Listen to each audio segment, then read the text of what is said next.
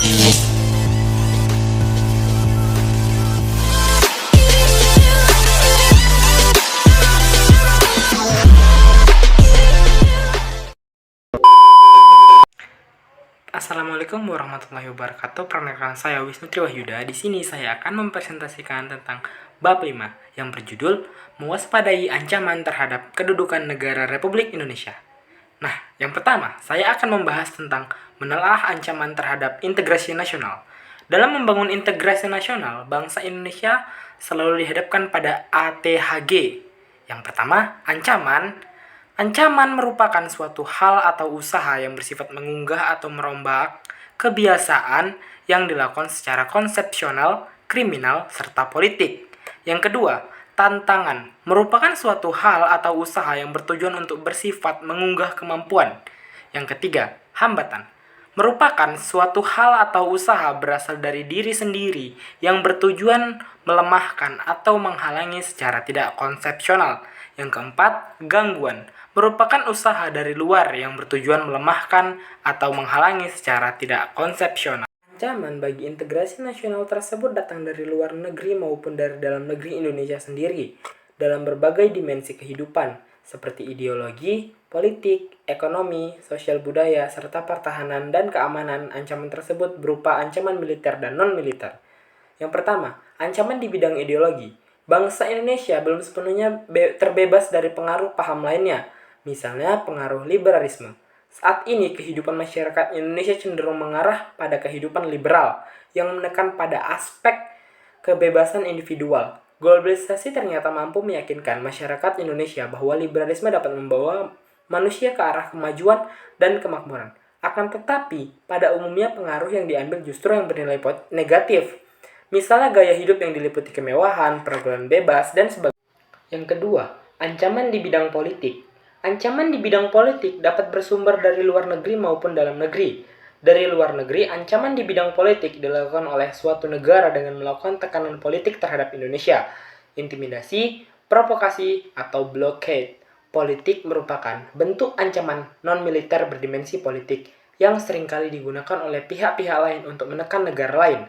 Ancaman yang berdimensi politik yang bersumber dari dalam negeri berupa penggunaan kekuatan dalam bentuk pengarahan massa untuk menumbangkan pemerintah yang berkuasa. Bentuk lain yang digunakan adalah menggalang kekuatan politik untuk melemahkan kekuasaan pemerintah. Selain itu, ancaman separatisme merupakan bentuk lain dari ancaman politik yang timbul dari dalam negeri. Yang ketiga, ancaman di bidang ekonomi. Globalisasi perekonomian di satu pihak akan membuka peluang pasar produk dalam negeri ke pasar internasional secara kompetitif. Sebaliknya, juga membuka peluang masuknya produk-produk global ke dalam pasar domestik. Hal tersebut tentu saja selain menjadi keuntungan, juga menjadi ancaman bagi kedaulatan ekonomi suatu negara. Adapun pengaruh negatif globalisasi ekonomi yang dapat menjadi ancaman kedaulatan Indonesia, khususnya dalam bidang ekonomi. Seperti yang pertama, Indonesia akan dibanjiri oleh barang-barang dari luar negeri. Yang kedua, cepat atau lambatnya perekonomian negara kita akan dikuasai oleh pihak asing. Yang ketiga, timbul kesenjangan sosial yang tajam sebagai akibat dari adanya persaingan bebas. Yang keempat, ada ancaman di bidang sosial budaya. Ancaman yang berdimensi sosial budaya dapat dibedakan atas ancaman dari dalam negeri ataupun dari luar.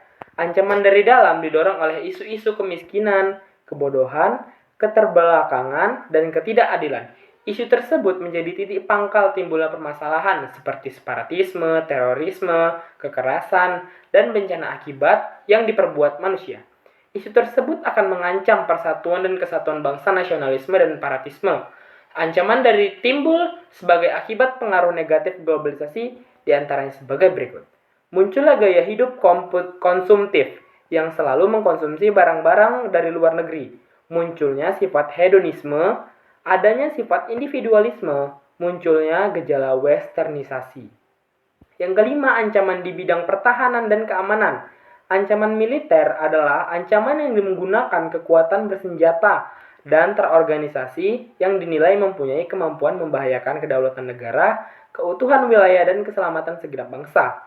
Ancaman militer dapat berupa agresi atau invasi, pelanggaran wilayah, pemberontakan bersenjata, sabotase. spionase, aksi teror bersenjata, ancaman keamanan laut dan udara. Gangguan keamanan di laut dan udara merupakan bentuk ancaman militer yang mengganggu stabilitas keamanan wilayah nasional Indonesia. Nah, di sini saya akan membahas materi yang kedua.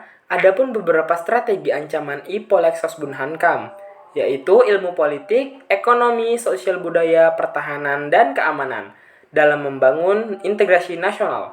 Yang pertama, strategi mengatasi ancaman di bidang ideologi dan politik. Untuk mencapai hal-hal tersebut, bangsa Indonesia segera mewujudkan seperti mengembangkan demokrasi politik, mengaktifkan masyarakat sipil dalam arena politik, mengadakan reformasi lembaga-lembaga politik agar menjalankan fungsi dan peranannya secara baik dan benar, memperkuat kepercayaan rakyat dengan cara menegakkan pemerintahan yang bersih dan berwibawa, menegakkan supremasi hukum, memperkuat posisi Indonesia dalam kancah politik internasional.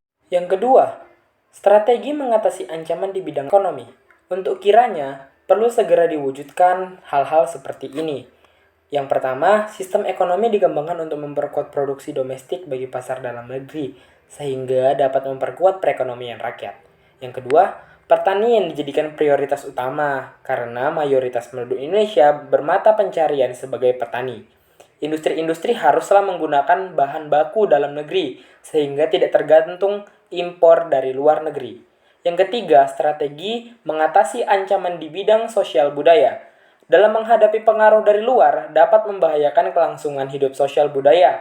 Bangsa Indonesia berusaha memelihara keseimbangan, keselarasan fundamental, yaitu keseimbangan antara manusia dengan alam semesta, manusia dengan masyarakat, manusia dengan Tuhan. Keseimbangan kemajuan lahir dan kesejahteraan batin. Kesadaran akan perlunya keseimbangan dan keserasian melahirkan toleransi yang tinggi, sehingga menjadi bangsa yang berbineka dan bertekad untuk selalu hidup bersatu. Yang keempat, strategi mengatasi ancaman di bidang pertahanan dan keamanan. Ancaman militer akan sangat berbahaya apabila tidak diatasi. Oleh karena itu, harus diterapkan sebagai strategi yang tepat untuk mengatasinya. Undang-Undang Dasar Negara Republik Indonesia tahun 1945 telah mengatur strategi pertahanan dan keamanan bangsa Indonesia dalam mengatasi ancaman militer tersebut. Dalam pasal 30 ayat 1-5 yang berbunyi, sistem pertahanan dan keamanan yang bersifat semesta merupakan pilihan yang paling tepat bagi pertahanan Indonesia yang diselenggarakan dengan keyakinan pada kekuatan sendiri, serta berdasarkan atas hak dan kewajiban warga negara dalam usaha pertahanan negara. Sistem pertahanan dan keamanan negara yang bersifat semesta berciri-ciri seperti ini. Yang pertama, kerakyatan, yaitu orientasi pertahanan dan keamanan negara diabdikan oleh dan untuk kepentingan seluruh rakyat. Yang kedua, kemestaan, yaitu seluruh sumber daya internasional didaya gunakan bagi upaya pertahanan. Yang ketiga, kewilayahan, yaitu gelar kekuatan pertahanan dilaksanakan secara menyebar di seluruh wilayah negara kesatuan Republik Indonesia sesuai dengan kondisi geografis sebagai negara kepulauan.